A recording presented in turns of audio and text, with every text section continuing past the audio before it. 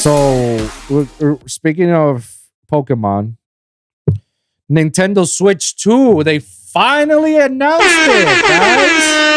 They haven't announced the release date, but they announced more information coming on Nintendo Direct this April the 2nd. Not April 1st, like April Fools. No, April 2nd. They want to make that distinct difference. It's like, no, this is not a joke. This is the real thing. And we saw the new Nintendo Switch, the Switch 2. I gotta say, I like it. I like it. It's the same as the OLED. I feel like it's the same as the OLED, but I feel like it's much more slick, much more smooth. Yeah. Much more easy detaching and whatnot. I feel like that's what it is. It's just OLED part 2. That's how I feel what it is. I like it. I'm not gonna deny that the design is like it's the same, but it's just much more sleek. And I like the black colors. That's just me personally. I like how they actually like beat the leakers and the hackers how it's supposed to look. And it's like, nah, it's this way. Haha, got you guys. I like the fact that you can actually like, in the Switch, you only have like one little thing to pull out so you can have the Switch standing up. Now it's like the whole thing you get it. So it's a little bit much more comfortable. I don't have anything else to say about it other than, okay, cool. I guess the thing that won me over was when they say it's backwards compatibility. That was like, Yeah. that's always a win for me. For me, that's always gonna be a win. Anytime a game company tells me that their next console is backwards compatibility, you sold me. So the fact that I can just like, okay, cool, I can play all my old Switch games into this new one if I ever decide to replay them again. Perfect. I love it. So that indicates that in the next new couple of games that we got, like, woof, the games that I'm looking forward for is obviously Pokemon Legends ZA and Metroid Prime Beyond 4. I'm looking forward for those fucking games into that Switch 2. Now, before I turn it over to you, I have a prediction. Here's some of my predictions. Okay, so they're gonna announce the Switch 2 on April, right? They already announced it, but I mean, in Nintendo Direct, they're gonna say, "Oh, release date." I have a feeling it's gonna be for the holidays. Oh, yeah, of course. I have a feeling it's gonna be like that, and I have a feeling that Pokemon. I have a feeling. You said that shit like 5 times, bro. You got me.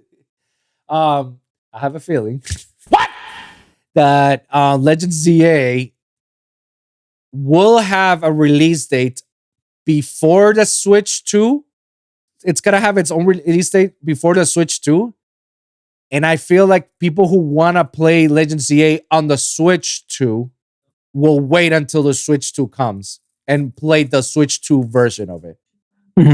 So I feel like they're gonna like, all right, let's say Legends ZA is gonna get released on August. All right, everybody in the mothers wants to play Legends ZA. Let's go. Everybody who has a Switch, let's go.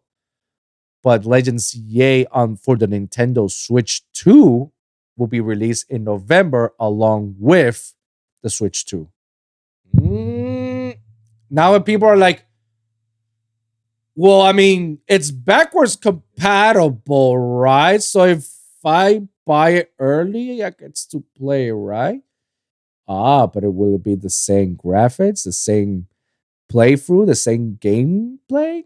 Normally, at the beginning of the PlayStation 4, I used to buy the PlayStation free games and pay $10 extra to get the upgraded version for the PlayStation 4. That's how I was able to play Ghosts and some of the other Call of Duty games. Because it's like, I'm not paying that whole thing, but then again, I'm going to play the PlayStation free version of it. That's how I did on most of a lot of games until I got used to like, all right, let me buy the actual PlayStation 4 games, So I feel like something like that might happen, in which they're gonna like, oh, you can purchase the upgraded version of this for an extra $10. It could happen, but these are my predictions. It's gonna be on holiday. People will rather wait for the Switch 2 version of it, but people will still want to play the Switch. And I feel that Pokemon Legends ZA will be released sooner rather than later. And I feel Metroid will probably get released around that date, around the holidays, along with some Mario games as well. So that way, people will have stuff to buy and play for the holiday with the Switch 2. What are your predictions? What are your thoughts and overall for this? I just feel like Nintendo is not that good of developers.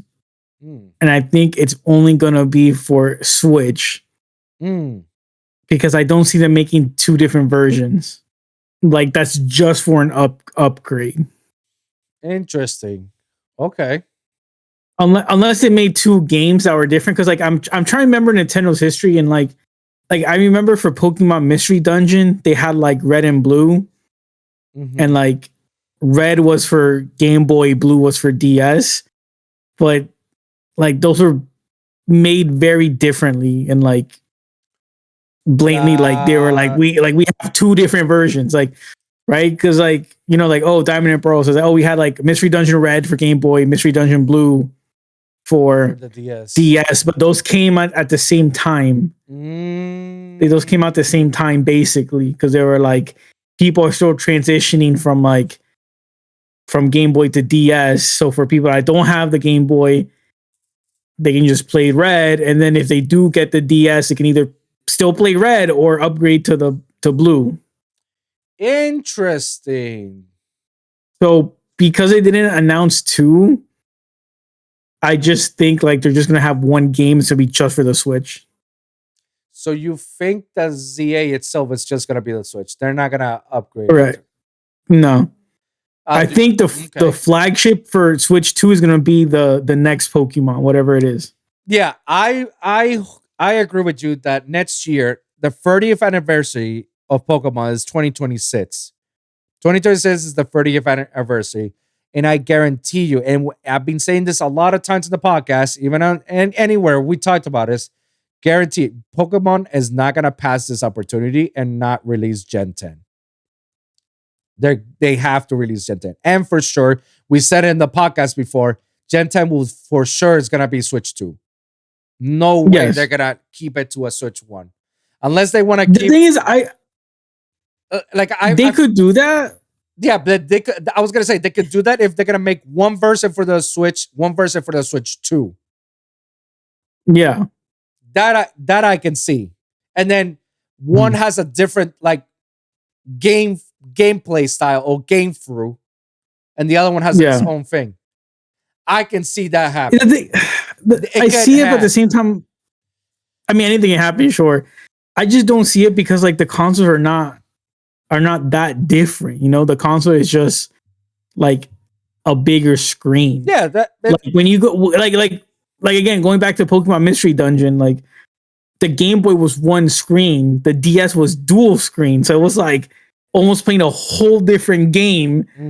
That was like different experience. I just don't see what is the quote unquote different experience between either game other than better graphics, and I just don't think that's I just don't see Nintendo wasting the resources like that, in my opinion. Like having two different experiences makes sense. Like here's a one screen game, here's a two screen game. That makes sense. But have a bit better resolution. It's just not. I just don't think Nintendo sees it like that. Also, like I just don't know if Nintendo was smart, they wouldn't release Gen 10. I would want them to release a game that has like multiple regions, so you can visit multiple regions. Okay, go on. Cool. No, I'm just saying like that would be cool. Like this is our 30th anniversary. Like we have the hardware where we can include like every region. You can really depends, right? Because like one of the issues with Scarlet and Violet and I guess Sword and Was it Sword and Shield? Yeah. Sword and Shield. Was that they complained that like they don't have enough like hardware or whatever to have like models for every Pokemon, right? Because like in Scarlet you can't, or Scarlet Violet you can't like you can have every Pokemon in Pokemon Home, which I have, and you can't bring every Pokemon to the game. That like there are some games that have not made it. I'm sorry, there are some Pokemon that still haven't had like a updated model. Like a lot of the like it's not in Sword and Shield, it's not in Scarlet and Violet. So it's like a lot wow, of this is my favorite Pokemon and I can't bring it. A lot of the Alolan Pokemons can be in Sword and Shield or Scarlet and Violet. It's only a rare few there. Usually the Alola form Pokemons are in those games, but the actual Alola Pokemon, like Turtonado can be in Sword and Shield, but Turtonado cannot be in Scarlet and Violet, which is kind of crazy to me. I was like, wow, okay. No, but there's some that haven't been in both. Oh yeah, no, and I do agree. There's a lot more Pokemon that haven't been on either one of them. Yeah. No, I do agree. I think for the 30th, it'll just be nice. And the thing is, like, I mean, I'm just not an elitist with graphics because I know other people are, but to me, like, I wouldn't mind if it was like a pixelated game. Like, even going back to something like Diamond and Pearl graphics. I just think, like, a lot of people heavily are like, we need like 120 hertz and 8K, graphics. And it's like, but why? The gameplay is literally just an RPG that you press A. Oh, a bunch of nothing times. else. Like, what other button do you press? Like, you just press A in the D-pad. Like, sure, we can see Pikachu, human like, but no one cares. Like, like, I don't know. Like, I just feel like for some games they, invest heavily in like the graphics, and it's like, yeah, but you're like missing core features from previous like installments. I would want that it doesn't end up like Scarlet and Violet in terms with all the glitches. The glitches and the again, I'm with you. I could care less about graphics. I will still play the game. It is what it is because it's just a one-on-one game. Like, come on, like it's not a fucking God of War at that point. Like, it's not. Calm down, guys. So, but you could tell the difference between when I was playing Sword and Shield. When I replayed Sword and Shield recently, I replayed some of these games again because I was bored and I wanted to do it again. And when I challenged myself by selecting the region Pokemons, like only playing Pokemon from that specific region. But by the way, guys, try that. You're gonna see it's not that easy. This is not. It is not. Most of you will for a water they will grab a Magikarp so they can have a Gyarados and boom, we got this. Like, no, try to find a good water type Pokemon in some of these regions. If you didn't choose your start as a water, good luck. So I was playing Sword and Shield, and I saw some of the gameplay animations when they do specific moves. And also when it was on background Pokemon in the wild versus that in Scarlet and Violet. And the difference is like day and night. I was like, what the fuck? Like in Scarlet and Violet, you can tell they lazy it down. It was a huge downgrade. Sure, the Pokemon looks slick and brand stinking new and it looks amazing. But some of the attacks that you will previously see from Scarlet and Violet, from Sword and Shield, were a downgrade. I was like, what the hell? And now I understand what people's frustration of it. And another thing that I told Geekanium was that, dude, like in Scarlet and Violet, if you see people from far distance when you see the gameplay or Pokemon, you can almost see them pixelated. Like Brocky, like it was like Block Tank, and you compare with Sword and Shield, and it was like perfectly normal. Like you could see people moving and whatnot. I was like, holy shit! You can tell that they put a lot of effort on Sword and Shield, a lot more than Scarlet and Violet. The differences was right there. I was like, wow. So I was hoping that it doesn't become a downgrade the next gen like in Scarlet and Violet. I hope it's more of an upgrade, and I hope it's more of like there's more to it than meets the eye. But it's remain to be seen. We're still far away. We still don't know much about the Nets. Or obviously they haven't announced it, but we're just speculating.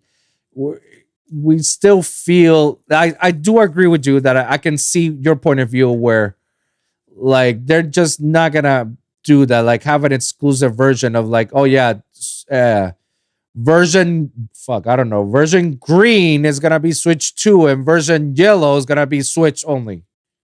I don't think they're gonna do it. I think it's a niche idea because I know Nintendo has done it in the past, and they had consoles that it's backwards compatible. I mean, when they had the 3DS, you can play games from the 3DS and the DS.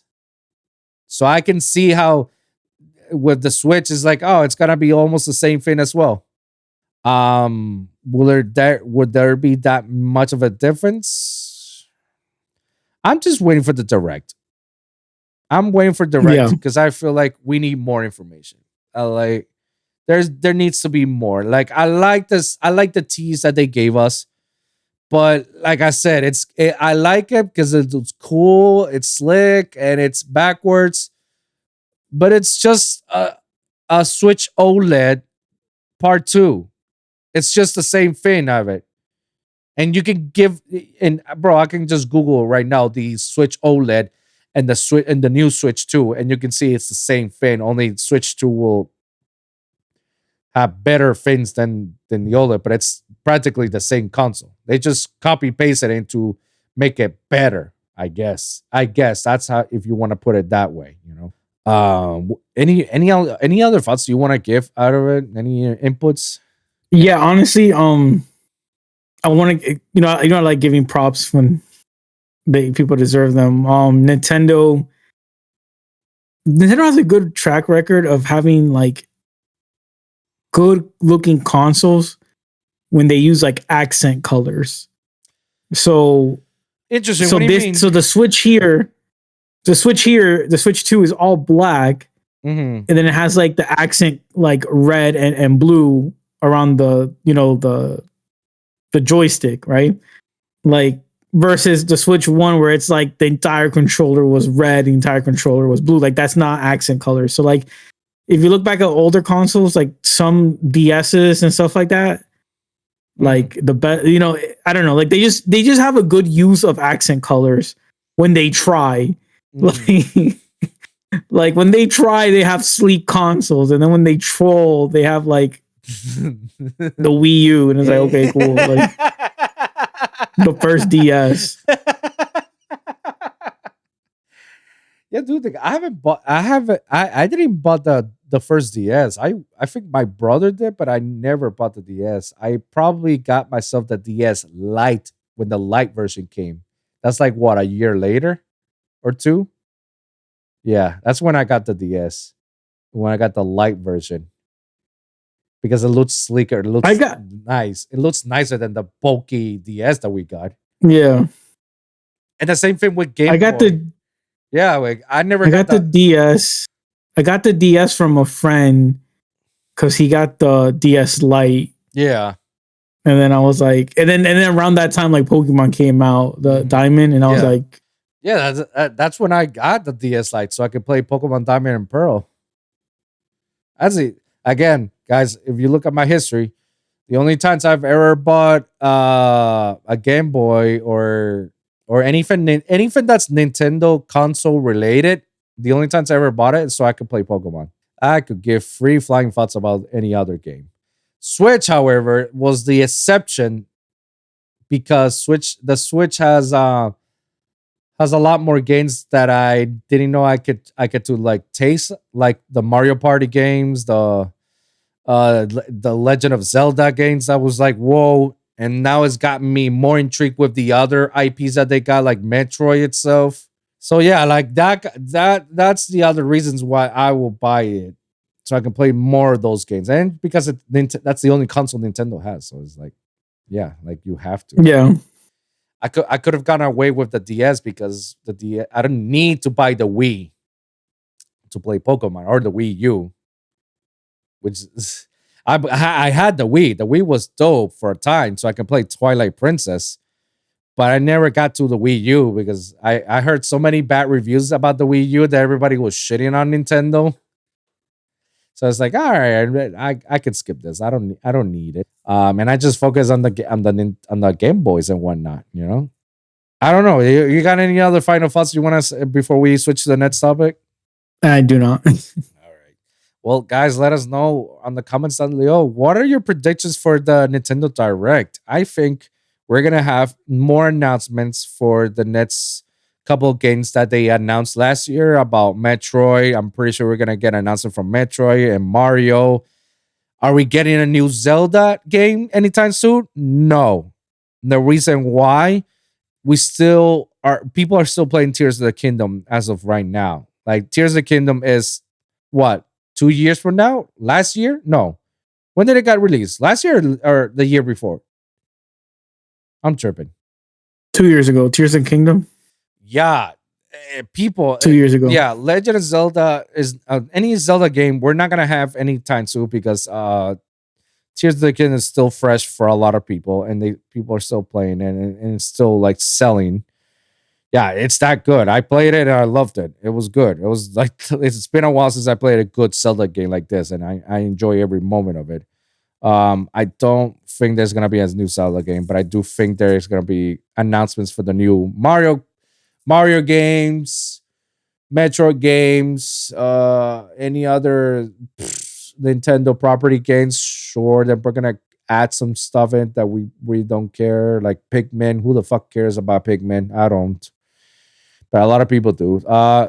Will we gotta have Pokemon announcements on Direct? No, I believe we're gonna have a Pokemon Presents pretty soon in February.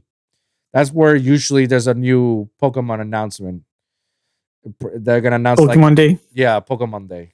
So Pokemon Presents is gonna happen around February. So that's when we're gonna find out more news about ZA and its release date, because they say it's gonna be 2035. They can't be trolling us. It's like, no, never mind. It's gonna be on the early day of 2026. I was like, didn't you say it was early 2025? You know, so we're gonna learn more, and hopefully we get to learn more information about us. But that's remain to see. That's my predictions. So let us know in the comments down below what you guys think. Moving on to a few last topics so we can end this very quickly. Sonic. Let's talk about the Sonic movie, because I know it's kind of late, but you know what? We both watch it and we can give a very fair review out of it. Bro, I don't know how Paramount continues to outdoing themselves with this franchise. Like, they did a great job with this first Sonic movie, and I was afraid that this Sonic movie was gonna suck, because normally that's what happens with sequels. Sequels don't tend to be better than the original or the second. You know, it's always a hit and miss with them. But surprisingly, like, Sonic outdid themselves. They surpassed the budget, which I think it was like 160 million, and they grossed over 200 million. So they broke even and made more profit out of it. I think it reached 500 if I'm not mistaken. I have to double check. I know for a fact that they beat Musafa. Hold up. Yeah, Mufasa. Yeah, of course. Yeah, they whooped Mufasa's ass and Disney for the holiday. And Mufasa, I heard their production was way higher than what it should be. Their production cost was stupidly big, yet Sonic was small, and it exceeded expectations. Bro, I enjoyed that fucking movie. I don't care what anybody says. And I hate, oh my God, when I saw some of the early reviews. And who do you think, what company do you think pisses me off the most that gave an early review about the Sonic game? IGN. Guess what IGN gave Sonic the first movie? Like a 7, right? I believe it was 5 out of 10. Hold up. Wait a minute. 5? Something ain't right. Yeah. A 5. I was like, no fucking brain. And they gave Mufasa a 7 or 8. Oh, yeah, they gave Mufasa an 8 out of 10. A near 9, something like that. That was the joke. I remember when I saw it on Twitter, I was like, get the fuck out of here. Like, what? I'm gonna hold on. There we go. Sonic from IGN, a 6 out of 10. But they give Mufasa a better review than Sonic. And they were criticizing a lot about Jim Carrey's performance. What? NANI? Bro, Jim Carrey killed it. Yeah. What was the troll? And then I had to scroll over because, like, bro, there's no fucking way there's people like talking shit about how bad Sonic 3 was. There's this guy in YouTube. I don't know. Here, I got it. This guy in YouTube, apparently I guess he's a known YouTuber for watching videos and whatnot. His name is Matt Walsh. I don't know if you ever heard of him. Yeah, I've heard the name. Yeah, so he gave a review to Sonic and he says, quote, kids deserve good movies. NANI? The movie that broke me as a father. In summarize, he says, the Eggman dance made no narrative sense. NANI? The plot was too dark for a kid's movie. Hold up. Wait a minute. Something ain't right. Keanu Reeves can't voice act. Hey, yo, what the fuck? They should have made it with AI. Bruh. And he wasn't paying attention. Congratulations, you played yourself. Oh, and there were too many adults in the theater, he also said. Hold up. Wait a minute. What the fuck? I hear this. I'm like, NANI? Bruh. you get the biggest button. I'm sorry. Congratulations, Yeah. you played yourself. The whole Jim Carrey dance, of course, it makes no sense. But if you watch the other two movies, you know that that's something that he does. It's a comedy scheme that he does. It's a comedy, relief.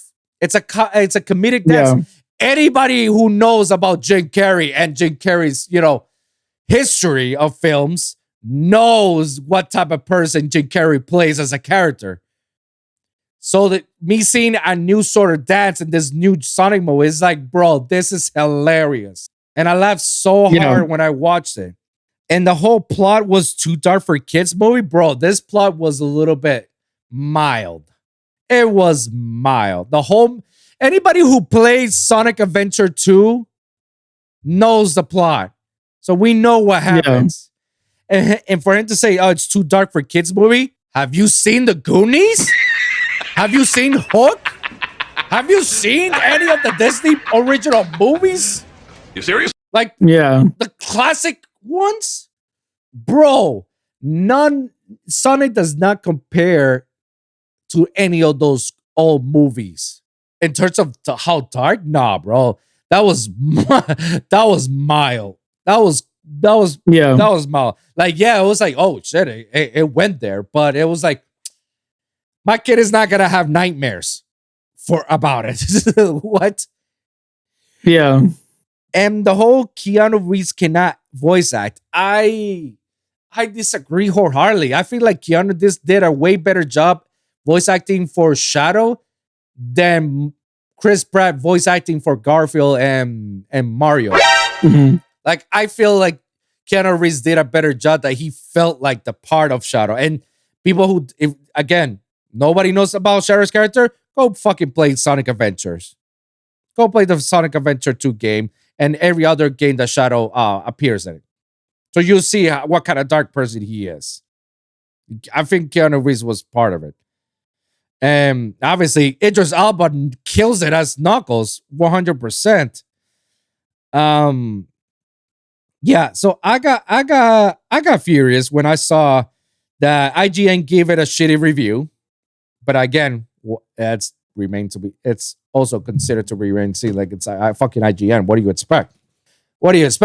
But the game itself, the movie itself, did a very straight to the point movie sequence. Like, the story was straight to the point. Yeah. Like, they didn't have to go far and above and beyond and do a bunch of scenes that were pointless. Like, no, everything was just Pa pa pa pa pa. And okay, now we know what we gotta do. Okay, let's go. Pa pa pa pa pa. All right, we know what we gotta do.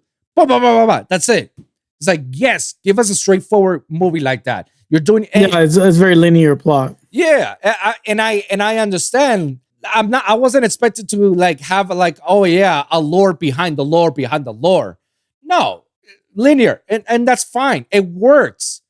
It worked for this movie as well, especially how good it ended up. You know, like you can't tell me that like it's not that bad, bro. Like no, it was a great movie. I give it a good 8 out of 10. It was a good 8 out of 10.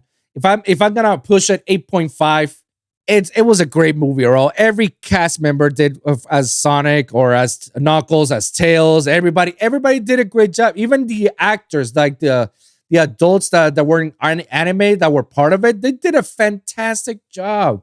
And everybody had their own little character development. And it was well balanced off. And to top it all off, spoiler alerts, guys, if you haven't watched it up to now, here's some spoilers. To top it all off, this company, the movie, the Paramount, they basically went and used the Sonic Adventure 2 script and they reference it right there for us. For it's definitely for the moviegoers, for the fans. They definitely gave us that love that they put the original, not original, the remix version of Live and Learn, and then put freaking Sonic and Shadow into freaking Super Sonic Super Shadow, and to give us the space battle scene with Live and Learn on top of it, and you see this high impact action animation. Like it's like what? Like what?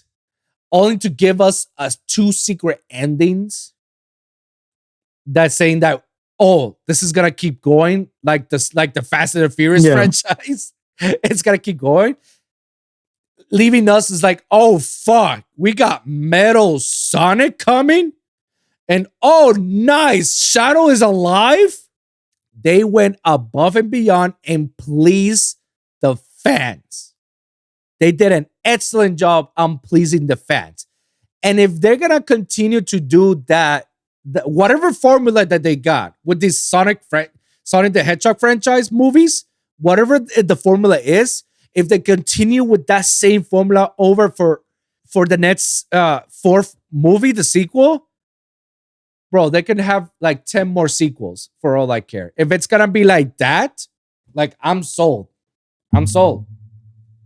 That movie, like a lot of people were kind of like icky and like, oh, careful, because they feel like, it's a third sequel. I don't think it's going to make that well, you know, because of histories of first sequels. And on top of it, it's a video game adaptation. So yeah, I feel they can reach like 4 more sequels. I kid you not.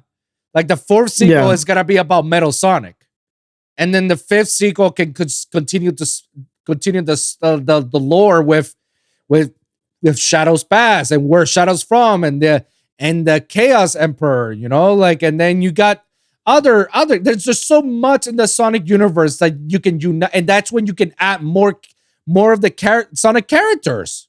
Like that's where you can. Oh, you got the timeline war. You know, when Silver the Hedgehog comes now it's part of the crew, and then you got the chaotic crew. Where the alligator and the others. Now Amy's coming. Like there's so much that they can explore, and if they continue with that same formula as they did with the other movies, and they apply it to it, just straightforward, just like give us the what we want straight from the source, from the games. Just take there and make it into a movie. Straightforward. Don't give us like the runarounds. Make it as, I think that's what it is. Make it as a standalone movie. Because you can watch any of these movies as a standalone and you're not going to lose. Like you pretty much know what's happening. Yeah. Do that, and they're gonna have I think they're gonna have a monster hit. Yeah, 8 out of 10, 8.5. It's a great movie. I highly suggest. There's some repetitive stuff. Sure, why not? It was gonna happen. I won't give it a near perfect 10, but it was good enough for me to say, wow, it's a great sequel. And at best, a trilogy. At best. That's my thoughts. What are your thoughts about this movie overall? Oh, I agree. I give it an 8. I mean, I feel like people are judging it too harshly when I'm like, it's a kids movie, right? Like, exactly. like, like, are you expecting like a 3-hour novel, bro, from a kids movie? Like the plot's linear, so it's easy to digest. Like a kid can like understand what's happening. Yeah. Like not, and again, I'm not saying like that's wrong or anything, but it's like, yeah, like the movie was there. Like for a non-Sonic fan, I think it was like a fun movie. And then for the people that know Sonic like we do, it's like, yeah, it was like all the Easter eggs, all the one-liners that make references to the game and stuff. Like it didn't feel like it was a movie relying on nostalgia. Interesting. Because I feel like, and I mean, people are gonna hate me, but I felt like No Way Home was kind of like that. Like we have Tobey Maguire, we have Andrew Garfield. It's like, what was the plot? Like here's all my ex-villains, and they're gonna attack us at the Empire State Building. Like, okay, cool. Like I felt like this movie didn't really have to rely on nostalgia to be good. That's crazy because I did feel the nostalgia factor when they start playing the Live and Learn song. And then when they but like I felt all the nostalgia. I'm just saying like the movie wasn't like, here's nostalgia. My movie's just nostalgia. I see. Like, I see. Oh, that's what I'm comparing it to No Way Home. That's what No Way Home felt like. Got you. That's an interesting example. Okay, yes, I agree. Because No Way Home was like, here's Tobey Maguire, here's Andrew Garfield. Like, remember Doc Ock? And it's like the whole plot was just dumb, in my opinion, for that movie. But for Sonic, again, it's like you could watch a movie without having the nostalgia and be like, yeah, it's a well thought out movie.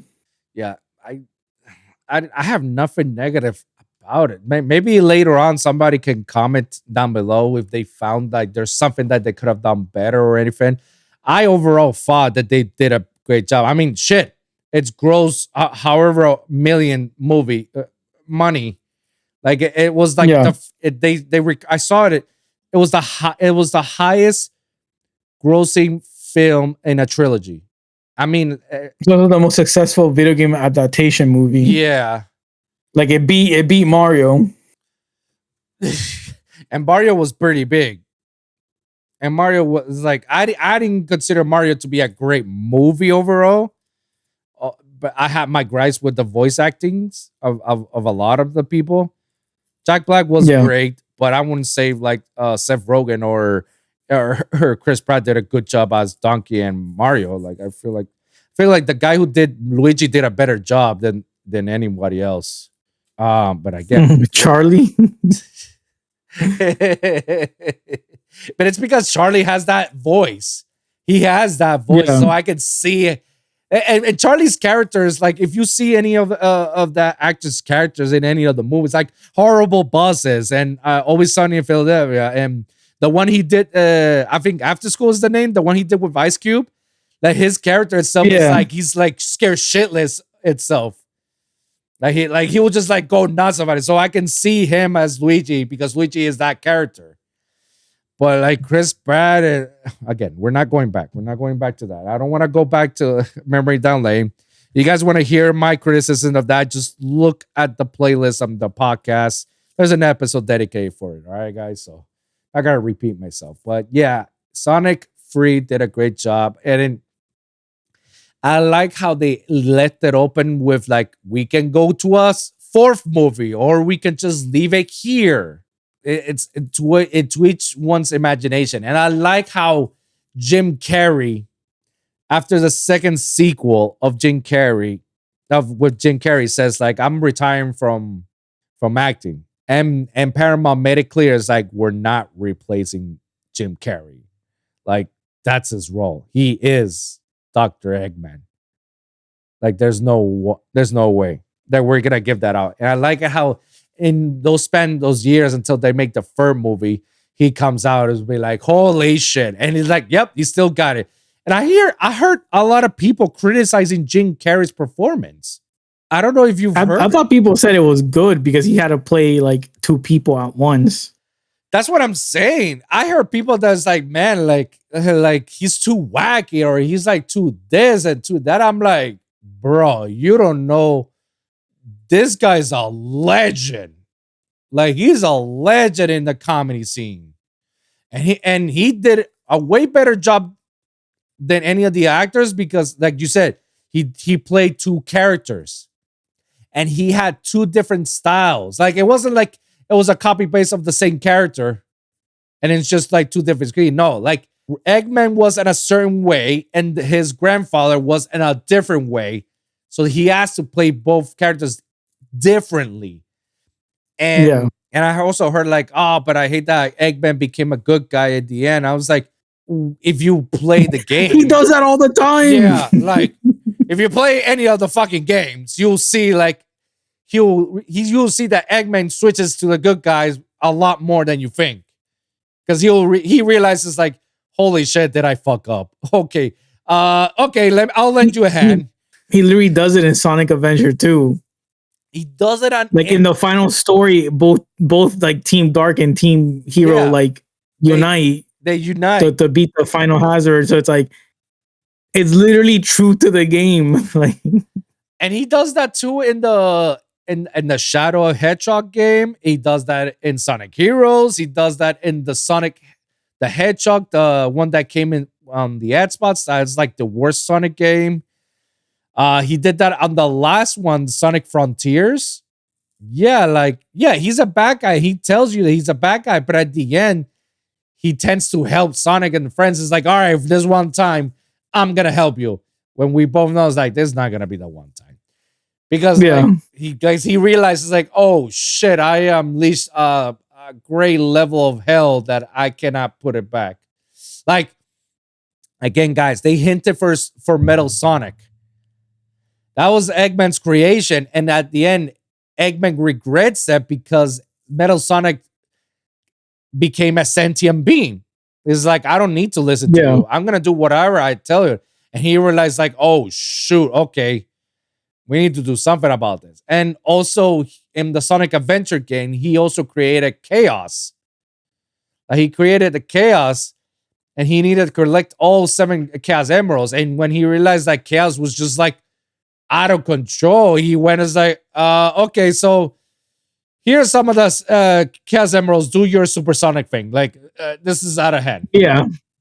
Like, what are we talking about, guys? And I like how funny it was that he switched teams, and he just purposely like, oh, I blame it on you. It's because of you that we're in this situation. And they were like, motherfucker, you started all this. Again, Jim Carrey, legend, one of the greatest, one of the greatest, right there.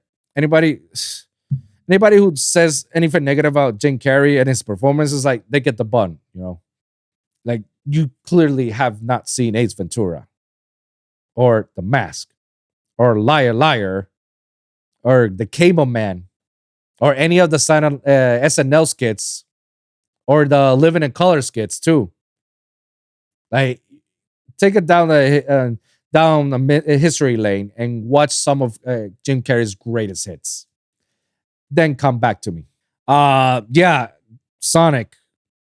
I'm looking forward for the 4th movie, and I feel there's gonna be a 4th, 5th, and possibly a 6th to the 7th movie, because they can tackle the Metal Sonic. Now they're gonna tackle the Metal Sonic on 4 for sure, and I feel like 4 is gonna be like the movie when they're gonna recruit people to go against Metal Sonic, and I feel like in the 5th movie they can involve Chaos. How Chaos is like collecting all 7, and he's transformed into this liquid thing to a gigantic beast, and explore Knuckles' story, and then that's where there'll be more. The 6th movie, it could be about the timeline itself. The 7th movie can be about Shadow's enemies. Like again, there's so much lore that they can explore, and if they do it perfectly as they do it with these movies, it's gonna be one of the greatest video game kids franchise in a long time, hands down. It's it's nuts. Anything else you want to add? Nothing else. Well, guys, let us know in the comments down below what you guys think about Sonic the Hedgehog free when Shadow and all that stuff. You guys love it? You guys hate it? Let us know in the comments down below. We gave you our thoughts for it, and we feel like it's a masterpiece. But if you guys feel otherwise, or you feel like there's more that they could explore, well, guys, that's why we got a comment section that you can let us know. Moving on, I guess we're down to our final topics. What else is there to talk about? Oh wait, the movie lineup. We can definitely we can talk about certain movie lineups, like what we think about it. There's a bunch of movies coming this year that I wasn't aware, but yeah. Oh, bro, here I was just scrolling just to look for it. So highest grossing video game film adaptations. So number one is Super Mario Brothers with $1.3 billion. Number two, Detective Pikachu, 450 million. I'm surprised about that. Warcraft. There was a Warcraft movie adaptation? Oh, wait, yeah, World of Warcraft. How the hell did this movie became that good? 439 million. Number three. Okay. Rampage, the one with The Rock, 428 million. Interesting. It was a fun. I wouldn't say it was a great one, but sure. Sonic Adventure Free. I mean, Sonic the Hedgehog Free. I'm sorry. Sonic Hedgehog Free is landed number 5. So Sonic, that's how good this movie was. It landed on the top 5. $422 million. It over its predecessor. Because its predecessor is number 7, Sonic Hedgehog 2, 405 million, and number 10 is Sonic Hedgehog, 321 million. Again, they're doing a great job. With the others, number 6, Uncharted, 407 million. Number 8, Angry Birds movie, 352 million. And number 9, Prince of Persia, what? 336 million. What the fuck? Some of these video game adaptations are very questionable. And how much money they gain. Like, yeah, they're kind of questionable to me. I don't know about you. Some of them are very questionable. But that's not why we're gonna talk about. I'm trying to look for the fin. I can't find it. Let's see what else. Oh, Invincible. So season 3 of Invincible is coming. February 6th. They're gonna air 3 episodes. No season mid breaks. I'm glad. Yeah, and then it's gonna be like February 13, 20, 27, March 6th, March 13, 8 episodes. That's where the remainder 8 are gonna be spread out, but the season premiere is gonna be aired with 3 episodes. What do you think about with season 3? Oh, you saw the trailer, right? Yeah, yes. So what are your thoughts about the trailer, and what do you think, because you read the comic, what do you think this is gonna be on? I honestly don't remember the trailer. I feel like, what was it? It was just him working with Cecil more and rebelling, and based on the trailer, rebellion against Cecil. And Cecil, and then he's having like a one-on-one fight with Cecil when he's literally fighting against Cecil's like all his like yeah. They kind of showed it in the trailer where like he doesn't trust Cecil anymore. Yeah. Well, to no fault, of course. I get it. I just like that. Yeah, there's no mid-season break. Yeah, I like that it's no mid-season break and all this. I'm all about it. Bro, in the Secret Level. So I finished watching Secret Level. So it was a good series. I hate that it was short, but they did expanded certain lores for certain video games. And I was like, all right, this is dope. I'm with it.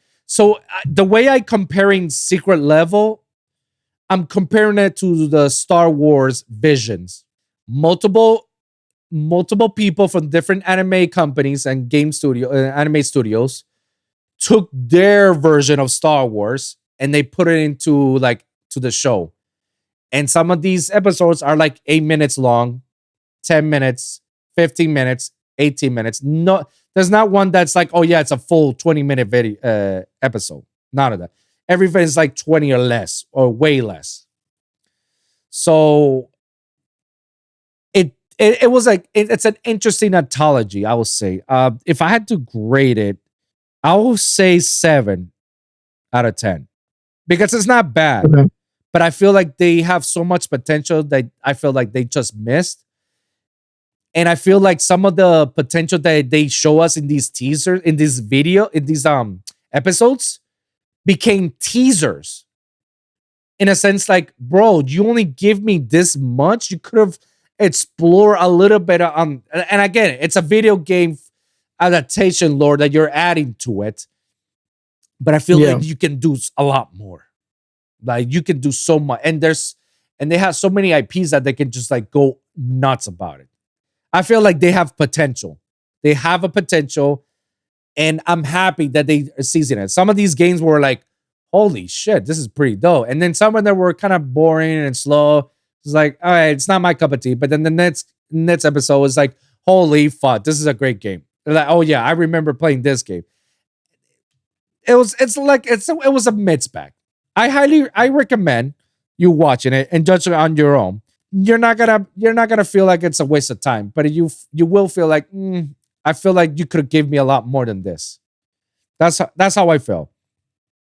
I do want to, and the reason why I'm telling you this is because I remember there was an article that said that Secret Level had a pitch idea of doing Master Chief and Doomslayer crossover episode. Mhm. So imagine Doomslayer and Master Chief together, working together in the most epic fucking battle ever. They were, I think like whoever created Doom, they said they were on board. They were like, "Dale, let's go."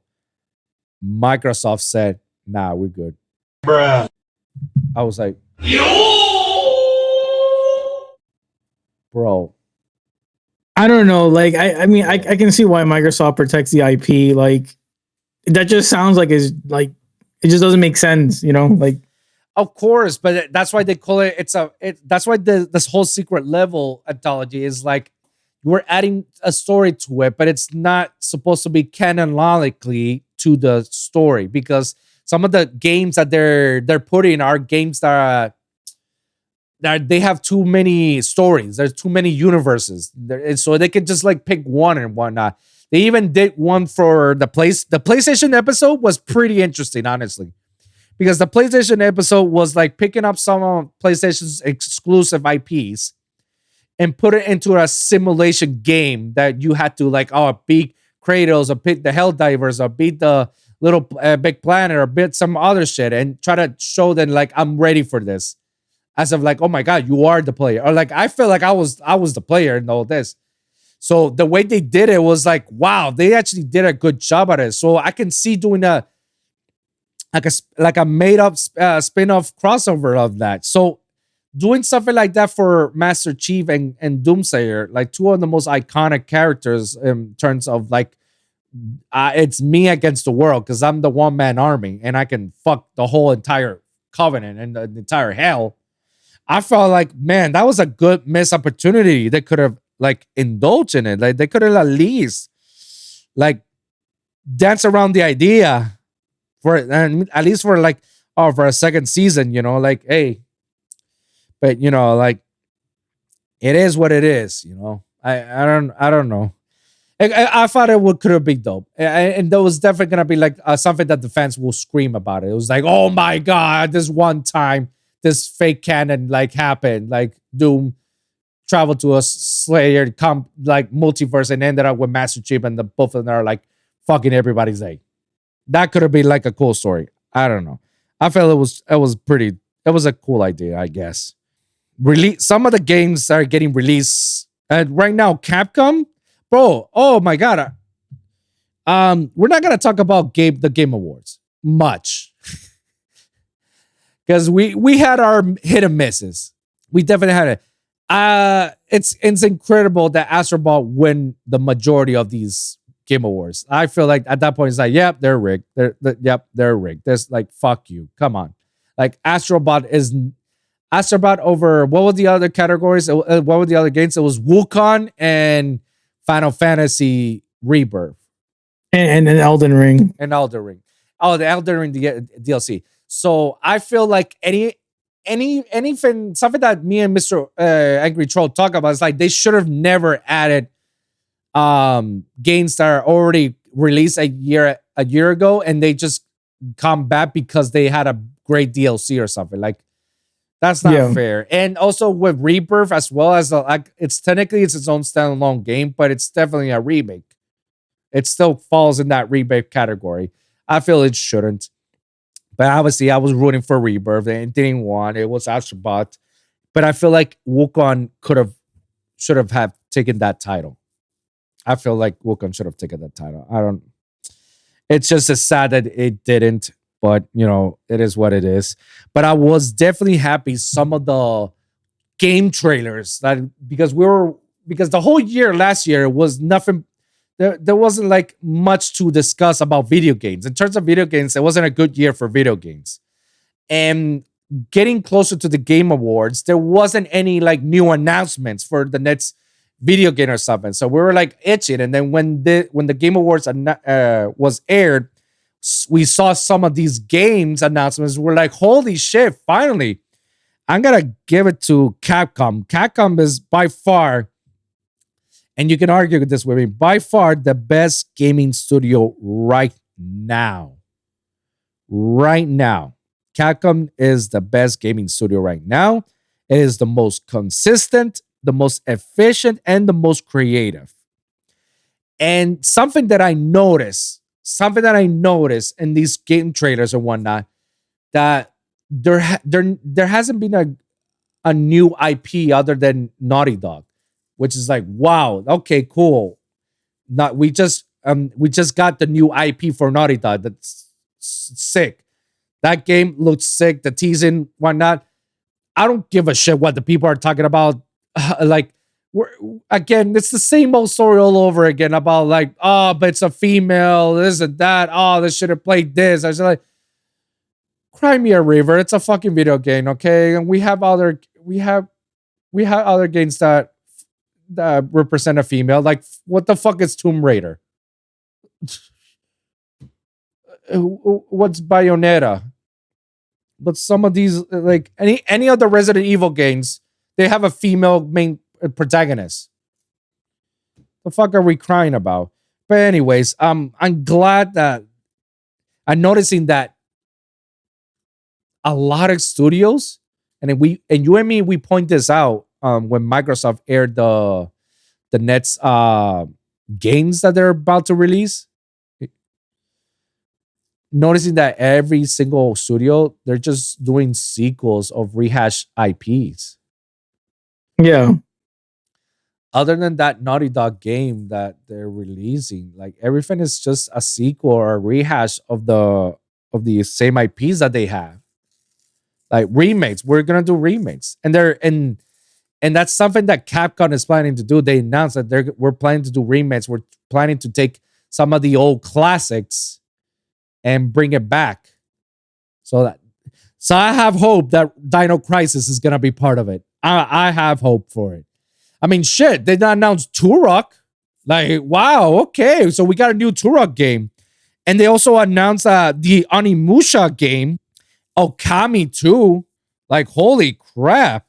And Capcom alone also has the Resident Evil 9 game that is definitely confirmed because of an accident. They got Monster Hunters Wilds. They got Pragmata. And they also planning to release Resident Evil Code Veronica remake. These are just some of the IPs that they're planning. And that's not even counting some of the other remakes that's under their belt from Capcom. Like Capcom can do Beautiful Joe. They can bring back Beautiful Joe 100%. Breath of the Fire, they could go a sequel out of it, or if anybody cares about that game.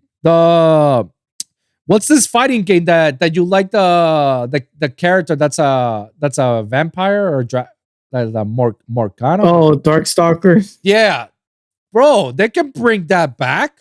They can, and obviously Dino Crisis. So they got potential. I'm telling you, we're gonna have Dino Crisis soon. They got potential. I mean, there's still like all I'm seeing is rehash of all IPs and bringing sequels. We're not inventing the wheel again. No, we're just like whatever we got. All right, let's just put it as a sequel or make a remake, and that's it. Nostalgia apparently is winning. That's what's making the money. Yeah. Which I guess so. Like, man, like, I'm as long as they do a great job, I'm all about it. The one thing I will say, if Konami's hearing me, fucking Konami, guys, either do a fucking remake of Castlevania or make a sequel. I don't want any like Silent Hill. Okay, thank you for giving us Silent Hill. Like, I want Castlevania. That's what I want. So let's just hope that's what we get. You know, eventually. You know, if nostalgia is the era it's gonna be the new era of video games, then I hope that some of these video game companies like take advantage of like, yo, let's just continue because Microsoft is already ahead of it. Capcom already like has its full lineup. Yeah, I don't know what to tell you. What do you think? What are your thoughts on bringing games back? Yeah, I mean, there's a bunch of games that like I think do deserve to get remakes because they're just on like old consoles that like you either have to have them or whatever. I think Capcom does really good remakes, yes. or just even ports. Like last year they ported the Mega Man Battle Network collection. Oh yeah, you're right. And like that's like my favorite Mega Man series. That's one of my favorite series of all time, honestly. And they gave it like a huge quality of life boost. The Ed series was pretty dope. Well, that's more like platformer. This is not a platformer. This is very like RPG, like real time RPG. Right. Plus like collection. So it's like a very different type of Mega Man. But the thing is that they gave it like a quality of life where they actually added multiplayer, like online multiplayer. I think I remember which one you're talking about. Yeah. They added online multiplayer, and I think it was in Evo this year. Yeah. And I was watching like gameplay, and I was like, "That's crazy." And again, it's like they didn't have to update the graphics. They didn't, obviously. Well, I think they did, but it's not like it's still a pixelated game. You know, it's not like they went from like Game Boy pixels to like full 3D models or anything. Like they just pretty much imported it, updated the graphics, gave it like quality of life boost, and then again they didn't charge like that much. It wasn't like a $60 game; it was like $30.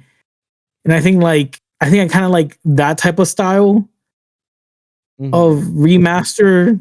Obviously, if you do like a remake, it's gonna be different, but I feel like sometimes remakes, like you have an expectation of playing the game, and then when it's not that expectation, you just get frustrated, right? Like, why'd you take out this mechanic? Like, you know, like that, like you're taking out mechanics that made the game fun. Or even if certain mechanics were bad, you should have like an option to like maybe like toggle them on or off. Just because someone didn't like a mechanic doesn't mean other people didn't like that mechanic. Right. I'm trying to think. Didn't Capcom do like the Dead Rising remake recently? Or am I trolling? You remember Dead Rising? Oh, wait a minute. Yeah, I remember that. Wait, somebody did do a remake. You're right. Who owns Dead Rising? Capcom. Oh, look at that. Well, I think, was it a remake or was it a remaster? It was a remaster. Oh, okay. Yeah, because like if Capcom is gonna do a remake, they're gonna change the whole game itself. Like they're gonna stick with the story, but they're gonna add more to it. Just like how they did it with the Resident Evil remakes. Like Yeah. these games were actually pretty good because at the time it was very tanky. And the game and the mechanics were like kind of weird. So doing a remake makes sense to keep up with modern times. That's why they're very successful with their remakes, you know? Mhm. Because they're taking rehash IPs that were in the PlayStation 1 and 2 days and making it a better version, a very modern version of it. That's why I feel like it makes a lot more sense for it. And that's why Capcom is tackling it with their RE engine.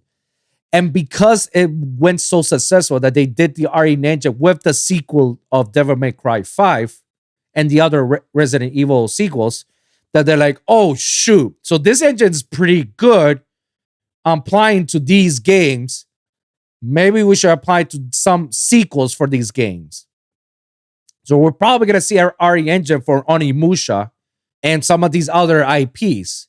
Remasters probably obviously a remaster version is just an updated graphics of an old movie. I mean, old video game. So it's like Dead Rising. So they pretty do is like they're not gonna change much of it other than just giving them an HD version of it. Yeah. And when it comes to remakes, they have to do a great job. They have to treat it as if it's a new game because of those tanky controls that we had. Like I'm pretty sure if they handled fucking Dino Crisis back then, it's like the same game mechanics as Resident Evil 1, 2, and 3. Very tanky shit. So I'm pretty sure when they do tackle it, they're gonna make it like, all right, have that modern day feel. And on top of that, you know, creating sequels of these old IPs. They're gonna continue to make sequels. Now that we saw that Okami Part 2, the sequel is coming, and Onimusha, another sequel. And Resident Evil continues to make sequels, and Monster Hunters, and even Street Fighter and Devil May Cry. They're gonna have more sequels. It's like, okay, Capcom is now on a warpath. It's like, we're gonna dominate this. That we're gonna make sure all our games are fucking AAA to the point like, yo, they're doing a great job. Not compared to other companies. That I will say. Compared to other companies, they're doing a way better job on remakes and whatnot. Because I'm pretty sure one of the gripes for a lot of Final Fantasy gamers when they play Final Fantasy 7, oh, this feels like fucking Kingdom Hearts. It's all a hack and slash. To me, I like it. I endure it because I prefer the hack and slash than the one-turn base. And that's why Square Enix at one point, I think they tell people like, if you wanted to make a one-turn base, you had the mode for it. But that was the biggest gripe for a lot of people. Is like, man, if this was gonna be a remake, I want it to be like that turn base, not that hack and slash. I don't want that. See, that's where the part where Square Enix fail in that sense. They failed some of the old class of fans that they want because they don't want that style. They want it the way it was when they play it, like you were saying. See, at that I agree with how Square Enix took care of it. Now, obviously, for me, I could give a free thoughts. Kingdom Hearts hack and slash, yeah, I'm all about it. I don't care. I'll play the Final Fantasy hack and slash like that forever. But obviously, for a lot of people, they're bad. So that's one way in which, like, okay, that's not a good way to approach certain things. Whereas Capcom is doing it a correct way, and at least they're very handpicking on the games. Knowing like, okay, because we know this was like on a certain way, we're gonna try to modernize this. Yeah. And I guess that's what Konami's trying to do with the Silent Hill franchise too. Although like, I'm still shocked. Like Silent Hill 2, like I don't remember. Did Silent Hill 2 won an award or something? I felt like it was in a competition. I don't remember the awards. Yeah, I'm drawing blank with it, but I could care less. I was feeling like, was Silent Hill 2, the remake, was that good for people to like, oh yeah? Or I don't think it did, because I feel like I heard a lot more noise coming from the remakes of our Resident Evil 2 and 4 more than Silent Hill. So Konami Mhm. should actually like step up a little bit and be better at this. And if they're gonna make more sequels to Silent Hill, because they still have like 2 more games that they're announced that they're gonna release, step it up. Step it up. Also, they did the remake of Metal Gear Solid Delta. That's a remake of Snake Eater. But I feel like the game mechanics are not gonna change. It's just gonna be the same thing. Only Yeah. yeah. And at that point, I feel like Konami, like you got a whole catalog of games. Like you even, like I said, Castlevania. Like I saw the whole series in Netflix. Holy fuck! The whole time in my head is like, there hasn't been a Castlevania game since when? PlayStation 2? Why can't we not make a modern version of it? Either reboot the entire franchise from beginning to end. That's a quick cash grab because not everybody who's into Castlevania don't get it. Or make remakes. I don't know. Fuck. Whatever is easier for fucking them. They got the money. They got the power. It's not like they can. And they also have the Metal Gear franchise and the Son of the Enders franchise. They got a bunch of franchises that they can tackle. Yeah. Again, those are just my gripes. But what do you think, man? The nostalgic era, we're heading to it. You like it or you love it? I can't hate it. You can hate it. I heard it when I said it. No, I don't hate it. I just think like I just think the remakes, remasters are nice because they should be true to the game just with the uplift. I think the remasters when it starts getting tricky because it's like you said, like when or like I said too, like when you start removing mechanics for others, like it's not the game you played. Now it's just a different game with an old skin, you know? Yeah. Like it's like you said, like the new Final Fantasies are just Kingdom Hearts with a Final Fantasy skin on it. Yeah. Because they removed the turn-based battle. So it's like you're playing a different game with the same, with the different IP slapped on top of it. Mm-hmm. So I think like again, companies can do whatever they want with their IPs, but it's just like you can't be shocked that like you can't get the the old player base back when it's like you didn't make the old game, you made something else and slapped a different thing on it. I'm with you on that. Yeah, I can get behind it. Yeah, guys, let us know in the comments down below what you guys think about this new era of nostalgia. Like, you love it, you hate it, you think they could do a better job, or can we do a better job? Let us know in the comments down below. Let's just move on to the last topic so we can end it very nice. This 2-part podcast that we got. This is damn long. It's probably 3 hours, bro. Yeah, in 5 minutes. Let's see if we can end this in 5 minutes. We'll see. So last thing we're going to talk about is the 2025 movie lineup so far as what we got right now. Certain movies are getting released that I forgot about. It's like, oh shit, yeah, we got this. So starting off, Captain America coming up in February. You're excited to watch it, or you're like, eh? I mean, I'm gonna watch it. I don't think I'm excited for it, but all right, fair enough. I will watch it though, so we can talk about it. Yeah, we'll watch it. Thunderbolts. I think I'm less excited for that than Captain America. Okay, so the new Superman movie. Oh, absolutely. James Gunn, Superman. Yeah. That's absolutely excited for it. That trailer looks phenomenal. That trailer looks like, okay, James Gunn, you won me over again. Let's go. The Fantastic Four. Oh, I'm dreading that, bro. What's coming up? I hate Pedro so much as an actor. So damn, bro, what's the hate with it? He was great. He's just not. I feel I can act better, bro, and I'm not taking one single acting class. Yo, hey, I loved the Mandalorian. I felt like he did a great job on that, and there wasn't that much screen time of his face. There's like 1 or 2 episodes that we saw his face. Other than that, it's like no. So he's like, all right, he played the role. Other roles, sure, I can agree with you, but this one I liked it. I liked him being as the Mandalore. Mickey 17. I don't even know what that is. No, never heard of that. What the? not gonna even bother. The Minecraft movie. I feel like I want to watch it because I know it's gonna be bad. Almost like a hate watch. No. It's a hate watch. It's definitely it's one of those oh, this is definitely a B movie. Like it's a bad movie, but they just made it on a theatrical release. Yeah. Forza. Apparently we have a Forza movie.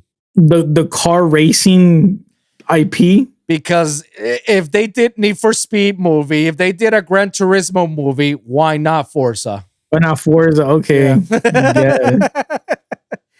How to Train Your Dragon live action. I haven't even seen the animated one. I'm not watching this, bro. Nobody Part 2. I don't even know what part 1 is about. Like I haven't watched it. I've seen clips. Bro, do you know the guy from Better Call Saul? The main actor? It was Bob Idesky or something like that. Yeah. He's the main character. Like he plays in that role in that Nobody movie. There's a sequel. Okay. Bro, it's literally an act. Like it's like seeing Saul Goodman as a fucking badass motherfucker, as if he was a Jason Statham type shit. I was like, what the fuck? That's based on the clips I've seen. I haven't seen the movie yet, so now I'm eager to watch the movie so I can watch the sequel too. The Black Phone 2. Ethan Hawke is gonna be acting on it again. It's a thriller suspense movie. I haven't seen the first one. I only heard the reviews. Avatar: Fire and Ash. I don't know how many more avatars we need, bro. I'm already done. First one was already. I was done after the first one, bro. Yeah, exactly. I was done with the first one too. I was like, damn. So there's I didn't watch Way of Water or whatever it's called. No, like. I refuse to watch it either too. Nah, I'm not gonna. No. Mm-mm. Kendrick Lamar and South Park's creators comedy movie. Apparently they got something released this year, so who knows? The Bride. I think this is like Frankenstein's The Bride movie. Oh, sure. I don't think I'm watching it, but there's a Michael movie. I don't know if this is documentary or a Michael movie, like a Michael Jackson movie. I'm reading this like I was like, sure. Yeah. Den of Thieves Part 2, Pantera. That's O'Shea Jackson, the Ice Cube's son, and Gerald Butler, like the sequel. Mm-hmm. All right. DreamWorks Dogman. I've seen the trailers of it. I mean, this is a kid's movie. Yeah. The Day the Earth Blew Up, a Looney Tunes movie. Okay, cool. Love Hurts.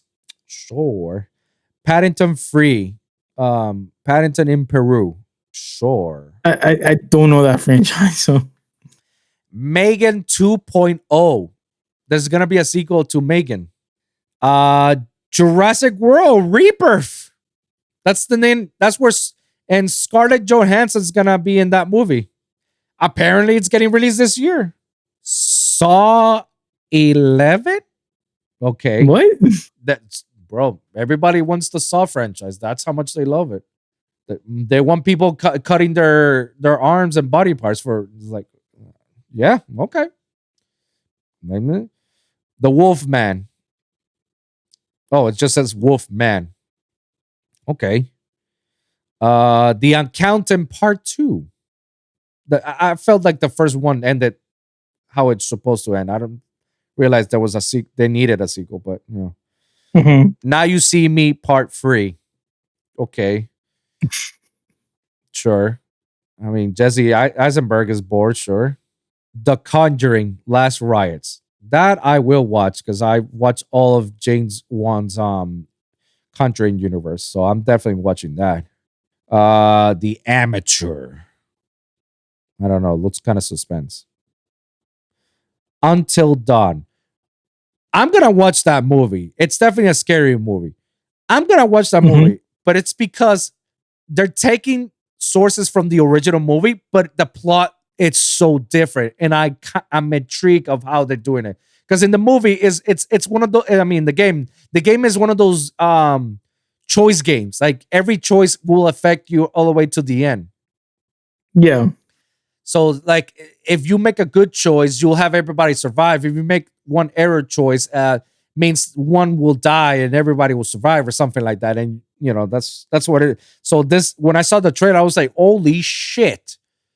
That was my afraid. I was afraid that, oh, they're gonna just copy paste the plot line to the original game. No, they're actually doing a lot more than just that. So I'm kind of like, all right, excited for it. Predator Badlands. This is another Predator movie. Sure, because we got aliens, we can have Predator. Sure. Me a Predator, yeah. The Running Man. So we're gonna have the Running Man, and part 2 of Wicked for Good. Sure. Nani? Sinners. Sure. Snow White. Nobody's gonna watch that movie. It's gonna flop hard. It's gonna make sure that actress never works again. Yeah. You serious? Mission Impossible: The Final Reckoning. I have to watch it because I already watched all the movies of it. So, Karate Kid Legends with Ralph Macchio and Jackie Chan. And Jackie Chan, yeah, that one I'm kind of interested in. Okay, Yeah, that one, yeah. Elio, sure. Ballerina from the John Wick universe. Okay. Yeah. From John Wick. Okay, Yeah. I thought, never mind. Yes. Tron Ares. So that's the Bro. first Tron movies. So like, okay. Mortal Kombat 2, sure. FNAF Part 2, 100% I'm watching that. 100%. Insidious 6, whatever. Wake Up Dead Man, another Knife Out mystery, another SpongeBob movie, Monkey Paws Him. 20 years later, I saw the trailer. I was like, okay. I'm like, whatever. Marty Supreme, Little and Stitch, the live action movie, Smashing Machine, The Anaconda. So I guess there's going to be another Anaconda movie. Final Destination Bloodlines. They should leave that movie alone. Like that whole franchise, like it's stop. Roofman. Part 2 of Freaky Friday. It's gonna be Freakier Friday with Lindsay Lohan and Jamie. What was her name? Jamie Lee Curtis. Yeah, here we go. Guillermo del Toro's Frankenstein. Which okay, I'm all about it. Peaky Blinders, the movie. Presents, and last and not least, The Naked Gun. Well, quite a lineup we have for movies, man. Any final thoughts with what we got, man? We made just like 5 movies you said that like I'm interested in. Yeah, out of those like 100 movies I mentioned, is probably like 5 or 10. I was like, yeah, those are the ones, and that's pretty much it. But all right, bro. That's it for us, man. Any final thoughts? We're gonna wrap this up, bro. No final thoughts. All right, bro. So before we leave, as always, plug yourself out. Let the whole people know where they can follow you, man. Instagram, YouTube, maybe TikTok. I don't know yet because the band, but with the band, Mike Phoenix Hero. I do YouTube Yu-Gi-Oh content, deck profiles. I've had, Wolfson on there, unboxings of products, stuff like that. So yeah, I want to check out some Yu-Gi-Oh content. Just follow me. But yeah. Yeah, dude. Well, bro, thank you very much for making this 3-hour-long podcast. It's been a while since you and me have united each other for the podcast, man. Yeah. So thank you for being the first one, as always, for the first one of the year. This is the second time you've done this. Thank you, brother. And thank you, everybody, for listening. And don't forget to like and subscribe for your weekly episodes here at youtube.com/WolfGeekPod, guys. That's Wolf with a V, Geek Pod. Or you can always check out wolfgeekpod.com when you can check all my latest episodes, guys. If you guys want the audio version, Spotify, SoundCloud, Apple Podcasts, and iHeartRadio. Search for a Wolf in Geek's clothing. We're gonna all switch it soon to Wolf Geek Pop, and in the meantime, just look for a Wolf in Geek's clothing for the podcast.